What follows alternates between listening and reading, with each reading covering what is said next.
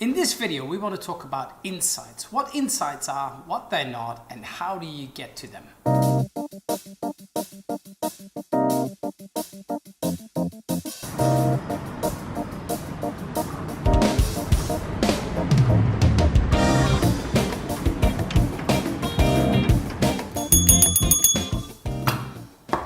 Hi everybody, my name is Yuri and this is the Magic Sauce channel where we bring you tools, tips, stories, techniques and other things around innovation and creativity. How do we come up with this stuff? Well, we didn't just pull it out of a hat. We've actually been running these kind of projects for more than a decade all over the world, but mainly here in Asia. Thank you again for subscribing and commenting on our last few videos. We're at 200 something now and our goal is to get to 1001 by the end of the year. So at New Year's Eve, I hope to stand there with a bottle of champers in my hand and go, we got to 1001 subscribers and we can do that through you. So hit that subscribe button, share this with somebody else, like or leave a comment. It's free. In this video, we want to talk about insights. What insights are, what they're not, and how do you get to them? First of all, what is an insight? To me, an insight is an unmet need somebody has. It's a pain point, it's a struggle, and people have not found a solution for that challenge. And that to me is an insight. Insights or actionable insights jump you to innovation, jump you to solutions, jump you to ideas. So some people like to call insights inspiration for innovation. So why are insights so important? Well, in a fast-moving world with new disruptions coming out every day, it's really important to listen to people because people don't buy products, people buy solutions. People don't buy products, people buy solutions. So it's important to find out what those solutions are. So what are the pain points? That's what an insight does. And long gone are the days where experts and governments and doctors and other people could come on TV and say, this is what's right for you. Never before were people as cynical and as skeptical as they are nowadays. People think, I want this now and I choose what I want. Don't tell me what I need. I choose what I want. And that's why influencer marketing is so big. So rather than a big organization telling you, hey, buy this or buy into that, it's a peer, it's somebody who's a bit like me, who's online and saying, hey, you know what? Actually, Canon cameras are the way to go. I'm much more likely to believe them than me. Between you and me, I think influencer marketing is a bit, it's a bit. So that's why it's important to come up with insight, to find out what's going on in your end users, in your customers or in your consumers' worlds. Some people say you don't need insight. I mean, a great example is I was perfectly happy with my Nokia a couple of years ago until the iPhone came and I said, that's exactly what I want. Now, I would not have been able to articulate that is exactly what I was looking for. And you know what? Some people have this amazing brain that somehow, somewhere inside makes these connections and they come up with the insights. They see things that most of us can't see. But for the rest of us, maybe there is a way to make insights a little bit easier. And let me tell you about that right now. First of all, we need to distinguish between data, information, and insight. They're not the same thing. Data are unprocessed facts, things that you can get from research, numbers and text from either quantitative or measurable, and qualitative research or anecdotal research, right? So there are these just facts, bits of data. So people collect bits of data, right? We call these, do this.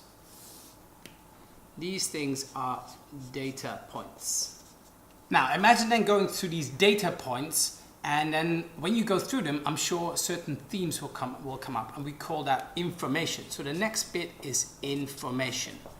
This is information. This is where bits of data come together and you kind of go, here is a spreadsheet, here is a visual, here is a graphic, things that are clustered together, bits of data clustered together into what we call information. So now we have a whole bunch of data points which have come from your big data, from your research, from qual and from quant, and that's been put together in reports and in dashboards and in visualizations in terms of information and themes that have popped up.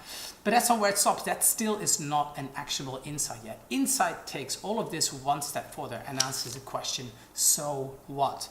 What does that mean for us? And this is a bit of a creative leap. Now, one way to do this is to look at all the data and all the information in front of you, sit back and ask yourself the question, so what's going on right then? And that's a bit of a creative jump, but if you wrestle through that, you might come up with an insight. And you know when it's an insight when it's springy. You hear that and you go, yes, I can come up with a whole bunch of ideas. This is exciting. I can feel the pain point and I can see how this could jump us into solutions. Because remember, people don't buy products, they buy solutions. This will tell you what your solution should be targeted at. Here's the problem. Most of us out there get our data points from the same pools. We dip into the same pools for information. Agencies and consultancies that we use will give us the same reports. Researchers step into the same worlds, have the same kind of focus groups, talk to the same kind of people. Big data that we buy from tech companies come from similar sources. Now, similar kind of data, which will lead to similar kind of themes and information, and most likely will lead to similar insights and thus similar ideas. Think about it. Pepsi Max, Coke Zero, kind of the same thing. Well, you want to come up with something different. You want to come up with some different ideas. It all starts from the beginning. Go to other places and ask different questions. Have different activities with your competitors. Go to places other people don't dare to go. And I'll bet you that because of that, if you have different bits of data, well, guess what? You're probably going to come up with, different bits of information and different themes that come out over here.